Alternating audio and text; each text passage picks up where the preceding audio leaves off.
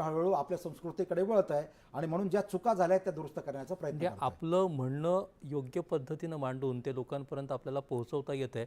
एकूण सांस्कृतिक कूटनीती अशी संकल्पना उभी राहताना दिसते. हो, कल्चरल डिप्लोमसी आपण त्याला म्हणतो. नक्कीच. म्हणजे आपण 2020-21ला जे काही लसीकरण जगामध्ये आपण लसीकरण पोहोचवलं, म्हणजे ज्या देशांची क्षमता नव्हती त्यांना फुकटमध्ये देणं, त्यांना वेगवेगळ्या पद्धतीने मदत केलं, त्या देशांकडनं आपल्याला काही मिळणार नाही हे माहीत असताना सुद्धा निरपेक्ष भावनेनं मदत निरपेक्ष भावनेने आपण त्यांना मदत केली.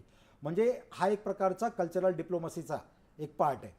आणि कल्चरल म्हणजे संस्कृती एकमेकांची आदलबदल, म्हणजे आपण बघतो कंबोडिया, व्हिएतनाम, श्रीलंका, म्यानमार यांच्यासोबत सुद्धा बुद्धिस्ट सर्किट असू द्या, रामायण असू द्या किंवा वेगवेगळ्या पद्धतीने ज्या पद्धतीने आपण त्याच्याशी जोडलो गेलो आणि त्यामुळे तिथे जी काही भारताबद्दल भावना निर्माण झाली, तिथल्या लोकांबद्दल आपल्या भारतामध्ये जी काही एक सकारात्मक आणि एक आत्मीयतेची भावना निर्माण झाली.